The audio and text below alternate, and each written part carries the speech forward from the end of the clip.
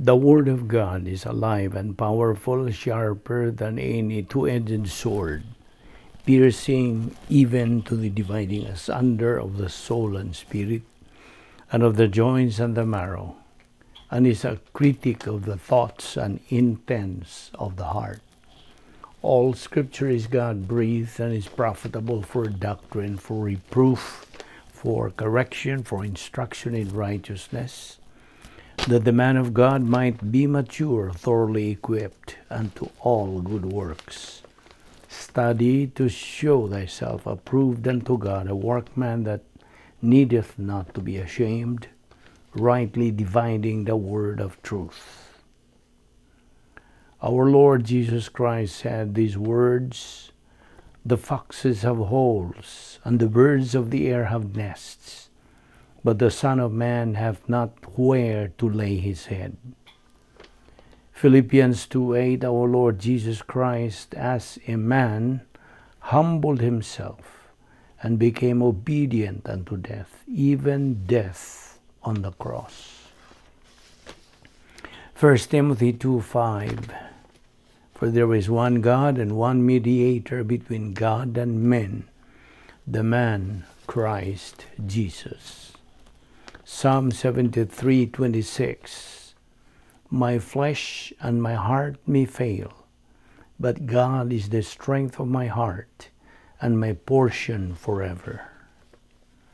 Matthew 6:33, seek ye first the kingdom of God and his righteousness, and all these things shall be added unto you. Matthew 7:13-14, wide and easy is the gate that leads to destruction, and many are entering into it. But the road is narrow and the way is hard that leads to life. Only few find it. 2 Peter 3:9, God is not willing that anyone should perish, but that all should come to repentance. John 3:18, he who believes in him is not condemned, but he who does not believe is condemned already, because he has not believed in the name of the only begotten Son of God. Following our customary procedure, the next few moments are devoted to silent prayer, the purpose of which is to prepare ourselves academically and properly for the study of the Word of God. Una sa tanan, kung ikaw sa kamagtutuo ni Kristo, you have to use the principle of 1 John 1:9, we call the rebound technique or recovery technique, otherwise called the divine eraser. The agenda for the rebound technique, must be followed. Namely, name your sins, isolate your sins, forget your sins, and keep moving. Get back to the operational divine dynasphere and continue doing divine good. But for you, unbeliever, the issue you're facing is not confession of sins, but faith on the Lord Jesus Christ as your Lord and Savior. Acts 16:31 says, believe on the Lord Jesus Christ, and thou shalt be saved. John 3:3 and John 3:7, except a man be born again, he cannot see the kingdom of God. Therefore, tumuo ka kang Ginoong Hesus, uwi ka maluwas. Let us pray.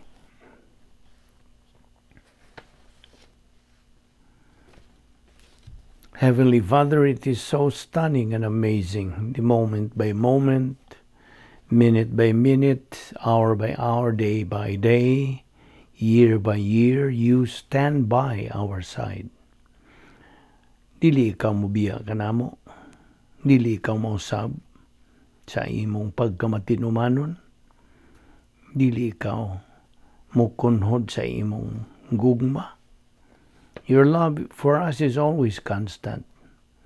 So we thank you, Father, that your grace is always sufficient for all that we do and for all that we are.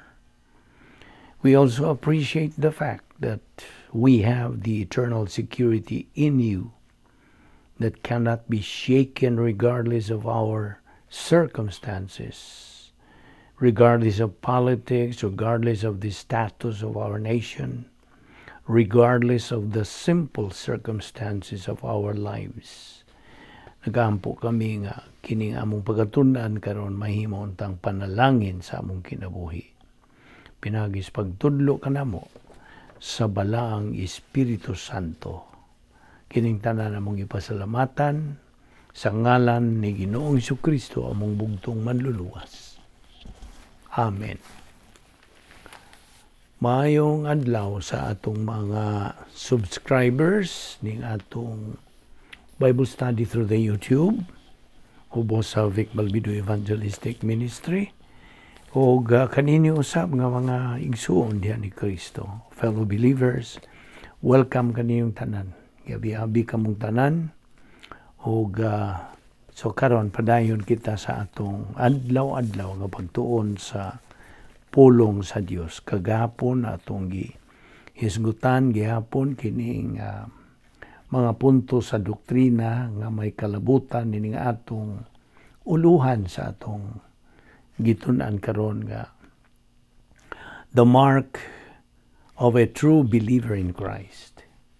Mao ang mga ilhanan sa matuod gyud nga magtotoo kang Ginoong Jesucristo. Okay? So agi og labas na usab sa atong panumduman nga kitang mga magtotoo ning atong gibuhat adlaw-adlaw mao kini ang pagpakaon sa atong kalag. Ang atong kalag nanginahanglan og pagkaon. Ingon nga kining atong lawas nanginahanglan og pagkaon aron mo askil. Ang mas labaw niini lawas ug atong kalag. Ang atong kalag yu unahon nato kay kini may eternal na magyud kini hangtod naman sa kahangturan. Kini atong lawas temporary roan. Actually good kini atong lawas mao ni iingon kini sa pulong sa Dios nga it's only a tent. Kanang puluyanan ba lang, you see? Ingnon talag kanang balay, okay? Kinsa may tagbalay, who is the owner of the house? Kita niya sa atong kalag. Okay? Ang atong lawas mo ay atong balay. Kita nga nagpuyo kini atong kalag. Sabtag yun na, ha? So mo na nga kini atong kalag mas mahinungdanon pa kaysa atong lawas kay hangtod naman lagi kini sa dayon naman og kining atong panahon karon human ta maluwas nasud naman kita sa hugpong nga gitawag og mga magtotoo dinhi sa panahon, believer or believers in time. So kay kita niaman sa panahon og nahisakop naman kita sa gitawag nato og katuigan sa simbahan, the church age. Mao na nga agi og sunod is agig tuman sa mando sa Dios diha sa 2 Pedro 3:18 nga patubuon ang atong kalag pinagi sa unsa grasya o kay balo kang Ginoong Jesucristo. Kini atong gibuhat adlaw-adlaw mao man ang pagkat-on pagtuon bahin sa grasya o kay balo kang Ginoong Jesucristo.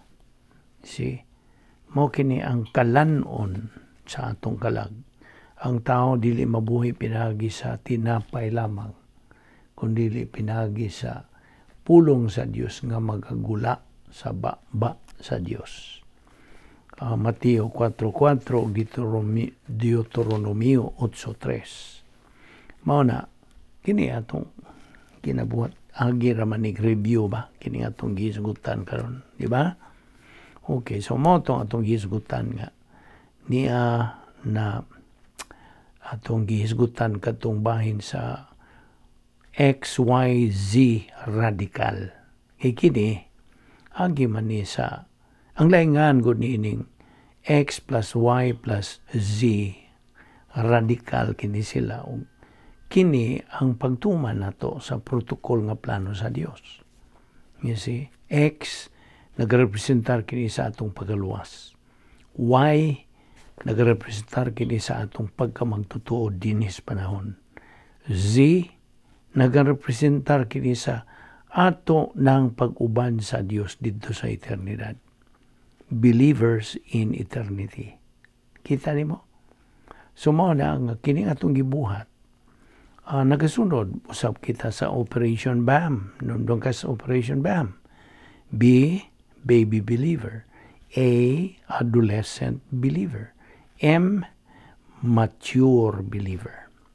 Kining tulo mao ni ang tulo ka ang sa spiritual growth level. Okay? So, I don't know og hae ka na dapit ni ining tulo, baby pa bagyapon ka, o nabaka sa ikaduha, adolescent ka na, hingkod ka na, or mature. Nga mao kini ang atong tumong. This is our common goal as believers, spiritual maturity. Mao gini atong objective. Nga mao ni atong gibuhat pagtuon sa pulong sa Diyos ang adlaw kay mao man kini ang proseso, protokol nga iya sa Diyos nga atong sundon. Aron sa ingon niya na makabot gyud nato ang spiritual maturity.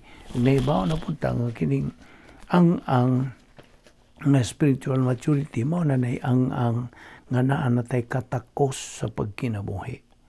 We now possess capacity for life. Just imagine. So mo na nga sa atong pagkinabuhi lagi mo kanang musinati kita sa mga pag-antos, giog pagsulay, sulayan magyud mo tong dia segundo Corinto 12:7 lagi si Pablo ampo siya katulog kay higayon siya nagampo sayo pra itong iyang kanang pag-ampo nga tangtangon unta tong iyang giingon og tunok sa unod, a thorn in the flesh. So katus Pablo ang tuyo gud niya to nga kanang gipaantos siya niadto, thorn in the flesh. Agi katog pagpugong niya mao bitaw itong iyang giingon nga lest I be exalted above measure. So mao na nga thorn in the flesh ang iyang nasinati. It was given to me, matud pa niya, a messenger of Satan to buffet me, paghasol, lest I be exalted above measure. Dili ko kanang arrogante o mapahitas-on. You see? So mo nang bersikulo 8 si Pablo nag-ingon, I implored God the third time that He remove this thorn of the flesh. Sayop katong iyang pag-ampo. So, kay nahibaw naman ta sa prinsipyo nga, kung kita mag-aantos, kung naatay pag-antos, ang solusyon ni ana dili pinaagi sa pag-ampo, dili. Kung dili, pinaagi sa doktrina nga ato ng nakatunan, gituuhan, o gigamit. Only doctrine can solve it. You see? So, na, unsa ka may nungdanon gyud sa doktrina. So, if you pray because you are suffering, then you're out of line. Simang ka. What ay mahimo niya na, prinsipyo ni. Pulong sa Dios kining nagatudlo kanato niya ni. So, prayer is not the solution, but Bible doctrine to be used. Ako bitaw kang giinan nga, sa dihang napundo ng mga pulong sa Dios din sa atong kalag, na natay mahulbot dayon ko na atay atubang ginaharong nga pagsulay, mga pag-antos, sa padiha. You see? bisan mga gumunhap, mga sulirans kinabuhi. Kawas pagod yun niya na ay 10 problem-solving devices nga gisangkap sa Diyos ka na to. Mangutan na tas nung kaugalingon. Let us ask ourselves, am I using it? Ako bang gigamit?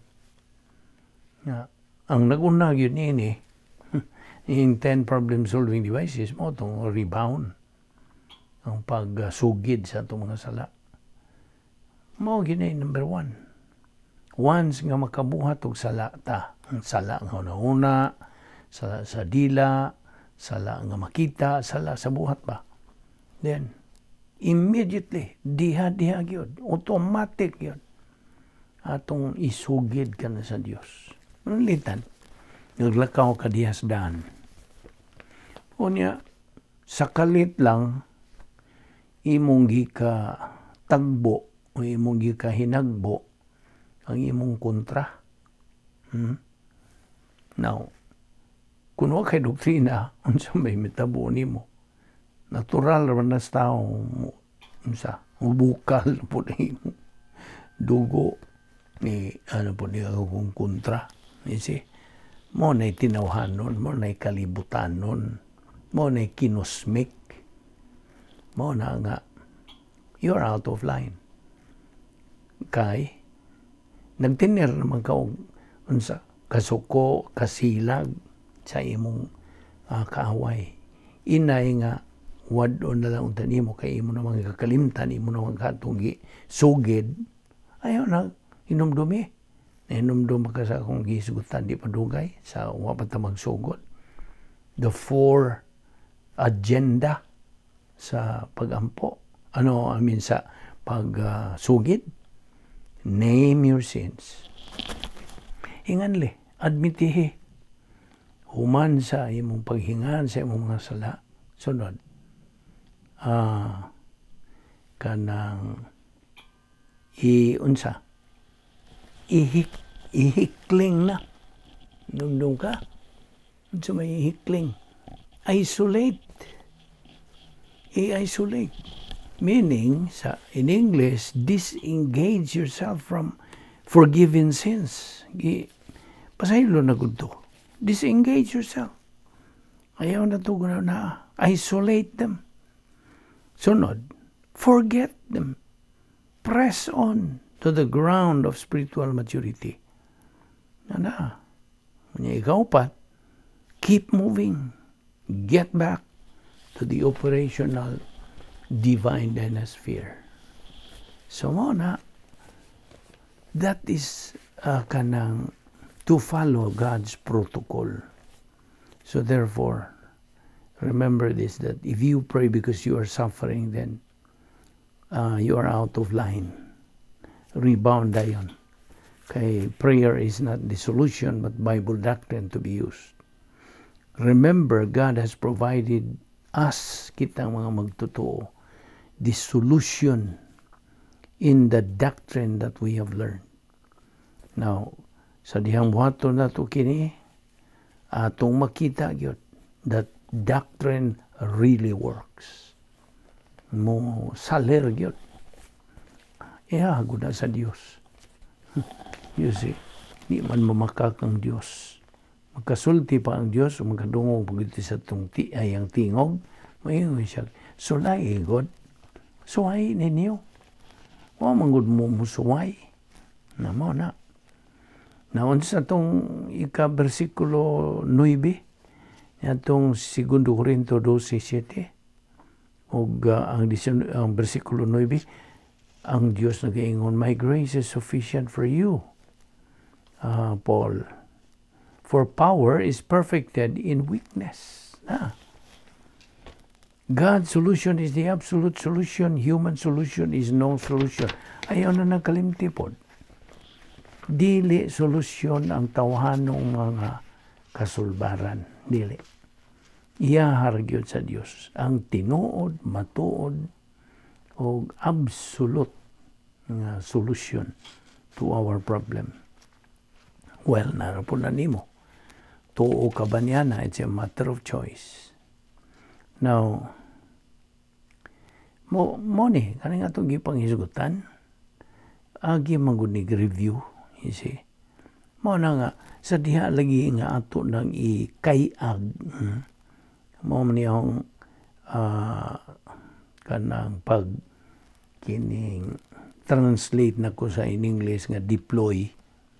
Ang binisaya sa deploy is ikayag. Okay? Mura bagi spread na nimo. Once we deploy sa flat line of the soul, unsa man ning flat line of the soul, ang 10 problem solving devices nga iyang sangkap sa Dios kanato. Now, akong malikon tong maong sentence, once we deploy the flat line of the soul, which is God's 10 problem solving devices, God is going to test us. Namo na. So ayan kita. At hanggang matagpasulit, you see, pasulit, test. Itong gagmay pa ta sa elementarya pa ba ta o high school na ba? Hatagan magitag pasulit sa atong mga magtutudlo, atong mga teachers. See, namdong pa ta niya itong high school baron, elementary, maingon atong maestro, maestra. Get 1/4 sheet of paper. Mana? Andam na ta. Kay hatagan nagpasulit. Test. Mo po ng Diyos. Testingan ta sa Diyos. Kung unsa na yun. Kalig-on nga itong pagsalig niya. Itong paghigugma kaniya. Paglaom kaniya. Kanang sandig kaniya. All of this. Kay ang Diyos, sabi nimo, buot sa Diyos nga kita magkinabuhi sa usa ka kinabuhi nga naay kahulugan, naay kanang sa in English pagod, a life with purpose, meaning, and with definition. Mo na buot sa Diyos. Mo na nga buot siya nga makabot na to ang spiritual maturity kinahanglan lagi kanang capacity for life. Sibot, pasabot niya na. Natin katakos how to handle any circumstance in life. Kapobrihon ba, kaadunahan ba, kahayahay ba, kalisdanan ba, okay lang. Mo na ibot sa Diyos. Nga atong masinati. Nakasabot ka ba? Mo na nga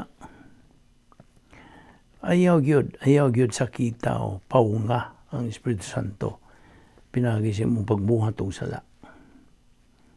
Ingon nga mga anak sa Dios, mga magtutuo ni Kristo,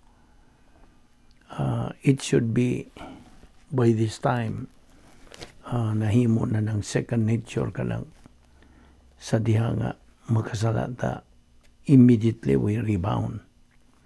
Sugid ayon. No, ito akong ihatag ni mong ihemplo nga nagkatagbo mo sa imong kaaway niya.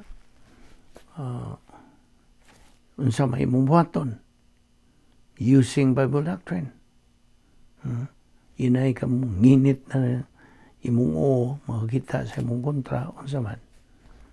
Maintain your obedience to the Word of God. Do not be angry. Do not be angry. Angry at sin, mo na ibuot sa Diyos. You see, mo na nga. Kalimti, i-rebound ayon. Panlitan mo tukar ang imong pagkarugante na pod. Mapungot na po kasi imong kontra ng imong kahinagbo. Then, rebound, Lord. Kasala ko, Lord. Nasuko ko ito niya. Diha. Sugid naman to nimo. Humulog yun. Just name. Just admit. Nagkasala ka to. Balik na po ka sa operational divine dynasty. Sa imong dapit nga may gahom sa Dios. That is our permanent residence as believers. While niya pataniining panahon sa dinhi pataniining panahon. We are believers in time. So mao na nga every time we get out of fellowship with God, rebound immediately and keep moving. Padayon. Kaya di ka mo keep moving for all you know. Di ka magdugay. Mabalik na po ka sa imong out of fellowship. Sabot ka. So na never grieve or quench the Holy Spirit pinagi sa pagbuhat ni mong sala. Now, inumdum ni itong Operation BACG-TSP. Okay? Unsa man tong Operation BACG-TSP. Pito ni sila. Kanang 7 declared wills of God. Pito ni ka mga gipadayag nga mga kabubuton sa Dios. Una niini, B. God's declared will is that all members of the human race be born again. B. Sunod. All born again believers must be sanctified. Mao ni ikaduhang kabubuton sa Dios. Ikatulo. That all believers be controlled by God the Holy Spirit. Ikaupat. It's God's declared will that all believers give thanks in everything. Magpasalamat ta sa tanan. Okay? Kalisdanan ba, kaharuhay ba? Salamat. Salamat Diyos niini. Mo na G, sunod D. It is God's declared will that believers trust in the Lord. Sunod ang S. Na mo ni. It is God's declared will that all believers suffer. Namdoy, katong duha ka klaseng suffering. Suffering for blessing o suffering for discipline. Ang discipline, ang suffering for discipline kanang higayon nga kita makasala. Nya, natay pagantos. Kanang pagantusa mo ni kanang suffering for discipline. Ang usa, suffering for blessing. Wago ka makasala. Nakakagyapon sa imong operational divine dynasty apan nagantos ka. Kanang pagantusa to prevent you from katong giingon ni Pablo, to prevent us kanang sa bato iyang giingon nga pugnan ta sa pagka mapahitason. Aron di ta mahimong mapahitason. Aron di ta mambugiro ba? Inon ta lang sa natural na tong pagkasulti. Kay sa diha nga kita mambugiro na punta, out of line na punta.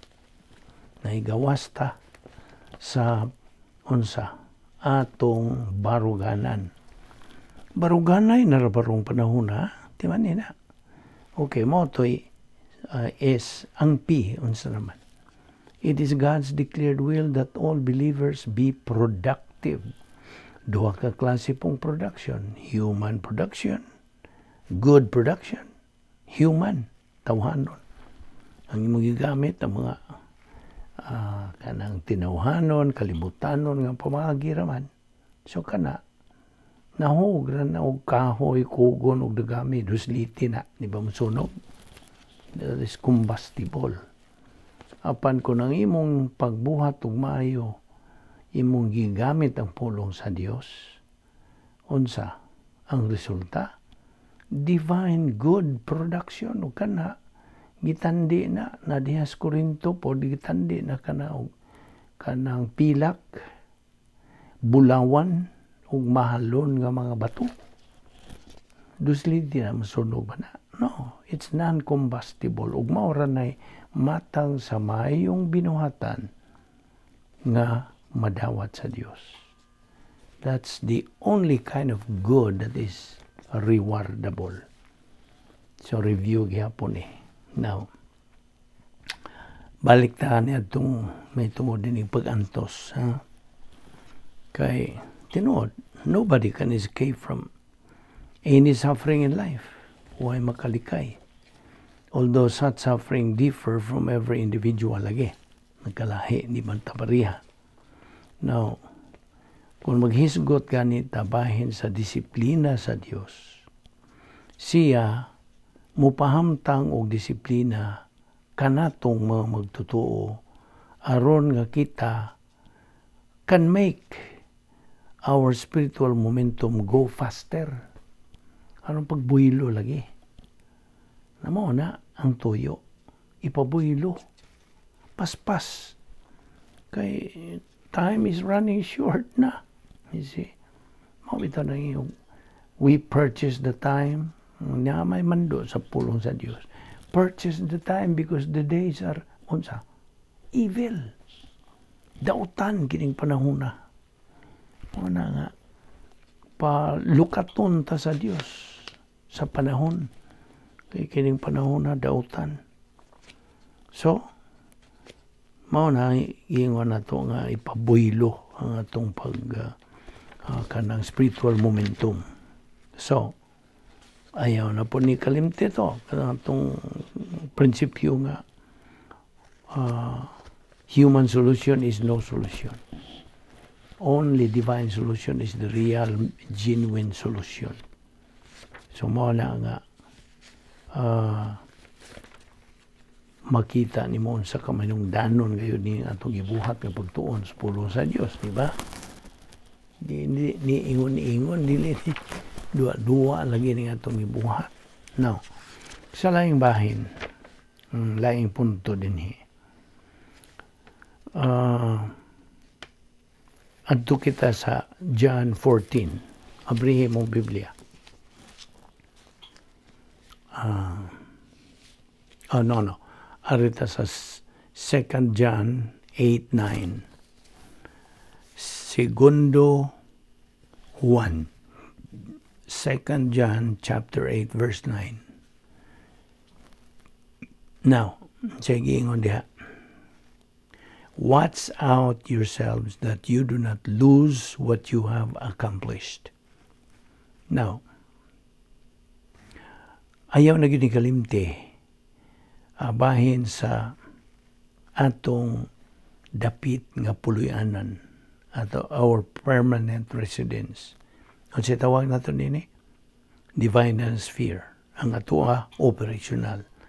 Iyang Ginoong Kristo samtang dinhi pa siya sa kalibutan sa una niyang pagani first advent. Ang iyang gipuy-an nga divine sphere was prototype. Okay? Isil-sil na maunaingan sa operational, sa divine sphere ni Ginoong Kristo. In His first advent, prototype divine sphere. Kita karon ining panahon simbahan, ang atoa is operational divine sphere. This is our royal palace. Harianon nga palasyo ni. Okay? And di ba ni? It is a mental attitude. It is a system of thinking. Now, every believer are supposed to be always in bounds, not out of bounds, by residing niya ng dapita. Okay? Kaya ang Diyos, mo pito na to, mo warn us, mo pasidaan na to, mo badlong na to. God whistles us and warns us that we are out of line. Uy, nagawas na ka. Mayroon ang Diyos. So, we have to restore our condition from being carnal ngadto sa pagka-spiritual. Gikas pagka-cosmic ngadto na sa balik sa dapit nga may gahom sa Dios, God's power system. By rebounding. Pagsugid sa atong mga sala. Now, so adto tas John 14:25 to 26. Nagaingon kini, these things I have spoken to you, but our helper, kining helper is the Holy Spirit, will teach you all things. Now, may mga prinsipyo. Who enlightens or makes things clear while we listen to the teaching of the pastor-teacher? Kinsa man? kinsa may lamdag ka nato o makapatinaw ka nato samtang kita na minaw sa gitudlo sa pastor teacher. Tubag ang balang Espiritu Santo, the Holy Spirit.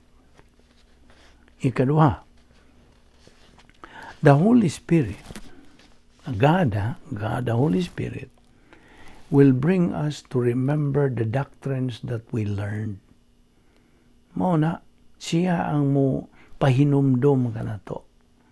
Bible doctrine is more to our own benefit than anything while we face any problem. Doctrine lagi dayon.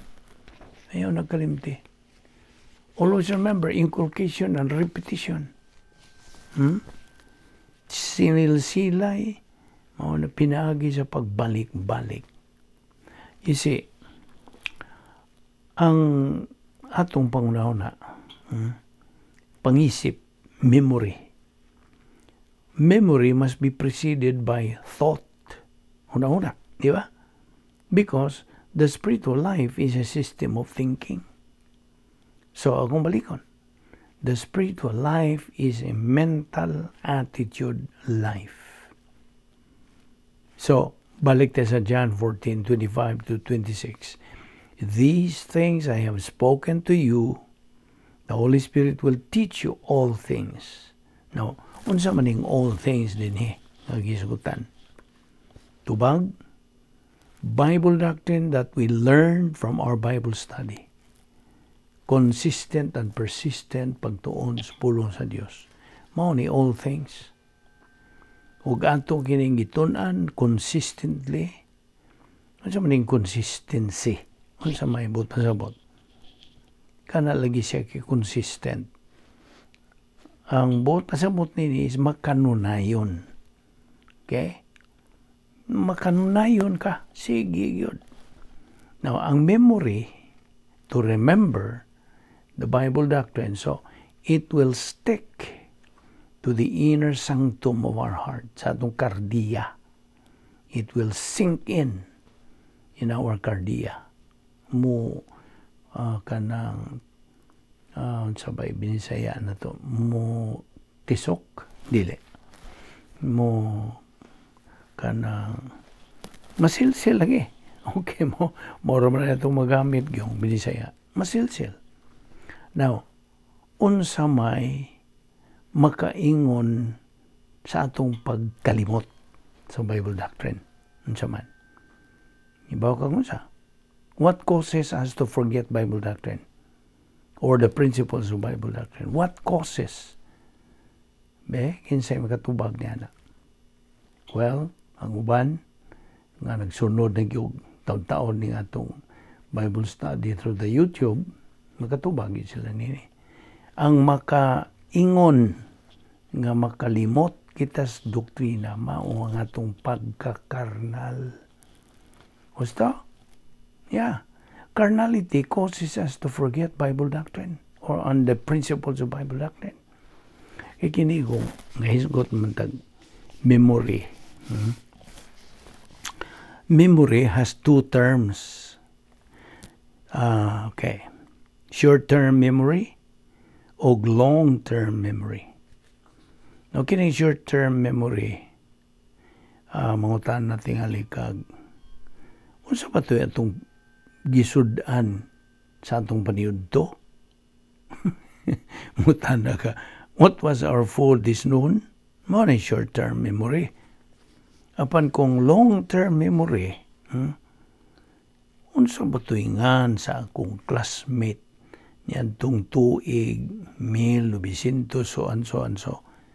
O mo unay long-term memory. Di man ka madali kay numdom. Ingon dili ka bitaw no. Kinsa ka tuingan adto niya. Na ako lang may numduman niya nga. Di pagka gutsinanggo niya. He was a comedian, all of that. So, ang imong minuduman, ang iyarang, unsa, kinaiya. Huwag ka kinundom siya ngahan. Mao na long-term memory. Kasabot ka. Now, ngutan na po ko nimo. Unsa may kaning kining multitasking ba? Sabot ba kung sa'yo multitasking? Daghan ba kag buhaton? Sige kag luto, nanilihig ka o kung saan niya. Multitasking na. Now, kini moderno ning teknolohiya, modern technology. We look at and listen. Memory is developed unsaon man pag-ugmad sa itong memory. Ibaw kag unsaon pag-ugmad sa memory? Repetition. Repetition. Now, kining akong ihimplo nimo, this is applicable dito sa Pilipinas. Dili naman applicable kayo din sa Amerika. Now, ihimplo. Sa una nimong pagsuway o kanang lungag, ibutang ta. When you first cook rice, tingali, ang resulta niya to, unsa, hilaw. Hilaw, uncooked. But, karon, kung imong balik-balikon to, if you repeat and repeat doing it, maglungag ka, you will not be cooking rice uncooked anymore. Basta, makamaon naman ka kay taon-taon na kung balik-balik ni mo balik. Maon na, nakita ba ni mo ang bote pa sa bot? Balik-balik ko na ni mo, ma-perfect ka mo na iingog. Kanang do it repetitiously. Balik-balik. Mao bitaw ni sa gagmay pata sa elementarya pata. Ang atong mga maestro, balik-balik siya, di ba? Kay nahibaw man sila nga repetition is the best teacher. Sabot ka? So repetition makes the difference. Now doctrine, ato tas doktrina na. Doctrine is built upon doctrine. Ang bot pasabot, makakaton tas doktrina base on what doctrine we already learned. You see? We learn doctrine upon doctrine. Di ka makakaton sa kadoktrina kung mga kay pag kanang katon niya itong previous niya na. Ayaw nakita ni mo. So therefore, kini nga itong pag tuon sa pulong sa Diyos is through inculcation, through repetition. Mo na nga itong paagi. Sinilsilay pinaagi sa pagbalik-balik. Now, dinhiyo na kita kutom karon, niyo na kita muhunong. Ato ni padayon ugma. Labihan dagana pa ni mga prinsipyo din nga itong pagkaisgutan so ayaw sipiat sa sunod nga atong paghisgot ni ini nga may nungdanon kayo sa atong buylo sa atong espirituhanong pagkinabuhi. Magampo ta. We thank you, Heavenly Father, for the grace opportunity of fellowshipping in your word today. Nagampo kami nga ang balang Espiritu Santo magadasig kanamo will challenge us to continue feeding our soul with your word until we reach the stage of capacity for life, which is the pleroma stage, thus become winners in this present life and in the life hereafter. Nagampo kami nga kadto nga mong gitun-an karong adlaw gikan sa imong mga pulong mahimong ta kining panalangin sa among kinabuhi. Salamat ni among Bible study through the YouTube ubos sa Vic Balbido Evangelistic Ministry kining tanan.